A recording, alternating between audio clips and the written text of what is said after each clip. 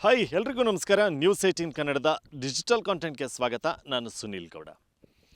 ಸ್ನೇಹಿತರೆ, ಕಾವೇರಿ ನೀರು ನಿರ್ವಹಣಾ ಪ್ರಾಧಿಕಾರ ಪ್ರತಿನಿತ್ಯ ತಮಿಳುನಾಡಿಗೆ 3,500 ಕ್ಯೂಸೆಕ್ ನೀರನ್ನು ಹರಿಸಬೇಕು ಅನ್ನುವಂಥ ಆದೇಶವನ್ನು ಕೊಟ್ಟಿದೆ.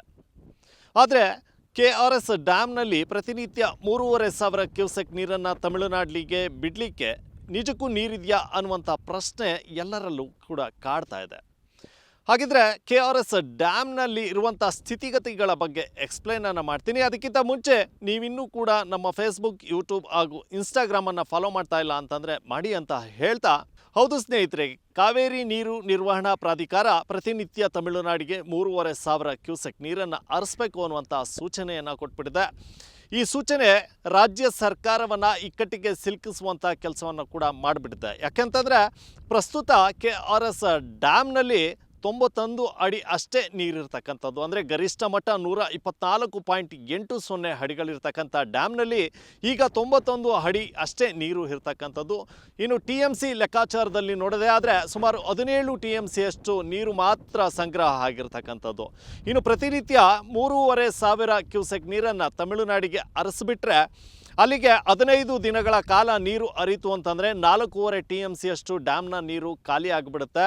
ಇನ್ನು ಉಳಿದಂಥ ಒಂದಷ್ಟು ನೀರೇನಿದೆ ಅಂದರೆ 4ರಿಂದ 5 TMC ಅಷ್ಟು ನೀರು ಡೆಡ್ ಸ್ಟೋರೇಜ್ ಆಗಿರುತ್ತೆ. ಇದು ಬಳಕೆಗೆ ಬರೋದಿಲ್ಲ. ಅಂದರೆ ಏನು ಗೇಟ್ಗಳಿದೆ ಆ ಗೇಟು ಮೂಲಕ ಅದು ಕಾವೇರಿ ನದಿಗೆ ಈ ಒಂದು ನೀರು ಹೋಗೋದಿಲ್ಲ. ಹೀಗಾಗಿ ಅದನ್ನು ಡೆಡ್ ಸ್ಟೋರೇಜ್ ಅಂತ ಕೂಡ ಕರೆಯಲಾಗುತ್ತೆ.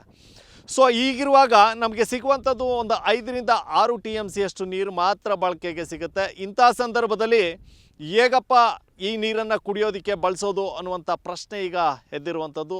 ಇದೇ ವಿಚಾರ ಈಗ ರಾಜ್ಯ ಸರ್ಕಾರವನ್ನು ಕೂಡ ಇಕ್ಕಟ್ಟಿಗೆ ಸಿಲುಕಿಸ್ತಾ ಇದೆ. ಯಾಕಂದರೆ ಇಲ್ಲಿರುವಂಥ ನೀರೇ ಕಡಿಮೆ ಇರತಕ್ಕಂಥದ್ದು. ಈಗಾಗಲೇ ರೈತರಿಗೆ ಬಿತ್ತನೆ ಕಾರ್ಯವನ್ನು ಮಾಡಬೇಡಿ, ಕುಡಿಯೋದಕ್ಕೆ ನೀರು ಬೇಕು ಅನ್ನುವಂಥ ನಿಟ್ಟಿನಲ್ಲಿ ಸೂಚನೆಯನ್ನು ರಾಜ್ಯ ಸರ್ಕಾರ ಕೊಟ್ಟಿತ್ತು. ರಾಜ್ಯ ಸರ್ಕಾರದ ಸೂಚನೆಯ ಮೇರೆಗೆ ಇಲ್ಲಿನ ರೈತರು ಕೂಡ ಬಿತ್ತನೆಯನ್ನು ಮಾಡಲಿಲ್ಲ. ಹೀಗಾಗಿ ಕುಡಿಯುವ ನೀರಿಗೆ ಸಲುವಾಗಿ ಇಟ್ಕೊಂಡಿರುವಂಥ ಈ ನೀರನ್ನು ತಮಿಳುನಾಡಿನ ರೈತರಿಗೆ ಕೊಟ್ಟುಬಿಟ್ರೆ ಮುಂದೆ ಇಲ್ಲಿರ್ತಕ್ಕಂಥ ಜನರ ಪರಿಸ್ಥಿತಿ ಏನು ಅಂದರೆ ಮೈಸೂರು ಆಗ್ಬೋದು, ಮಂಡ್ಯ ಆಗ್ಬೋದು, ರಾಮನಗರ ಆಗ್ಬೋದು, ಈಗ ಬೆಂಗಳೂರು ಆಗ್ಬೋದು, ಇವೆಲ್ಲ ಜಿಲ್ಲೆಗಳಿಗೂ ಕೂಡ ಕಾವೇರಿ ನೀರನ್ನು ಕುಡಿಯೋದಕ್ಕೆ ಸಪ್ಲೈಯನ್ನು ಮಾಡಲಾಗುತ್ತೆ. ಇಂಥ ಸಂದರ್ಭಗಳಲ್ಲಿ ತಮಿಳುನಾಡಿಗೆ ನೀರನ್ನು ಬಿಟ್ಟರೆ ಹೇಗೆ ಮುಂದಿನ ದಿನಗಳಲ್ಲಿ ಅನ್ನುವಂಥ ಪ್ರಶ್ನೆ ಈಗ ಕಾಡ್ತಾ ಇರ್ತಕ್ಕಂಥದ್ದು. ಇದೇ ನಿಟ್ಟಿನಲ್ಲಿ ರೈತರು ಕೂಡ ಆಕ್ರೋಶವನ್ನು ವ್ಯಕ್ತಪಡಿಸ್ತಾ ಇದ್ದಾರೆ. ಅಂದರೆ ನಮಗೆ ಬೆಳೆ ಬೆಳೆಯೋದಕ್ಕೆ ನೀರನ್ನು ಕೊಡಲಿಲ್ಲ, ಕುಡಿಯುವ ನೀರಿನ ಸಬೂಬನ್ನು ಹೇಳಿದ್ರಿ, ಆದರೆ ಈಗ ತಮಿಳುನಾಡಿಗೆ ಯಾವ ರೀತಿ ನೀರನ್ನು ಕೊಡ್ತೀರಾ ಅನ್ನುವಂಥ ಆಕ್ರೋಶಗಳನ್ನು ವ್ಯಕ್ತಪಡಿಸ್ತಾ ಇರುವಂಥದ್ದು.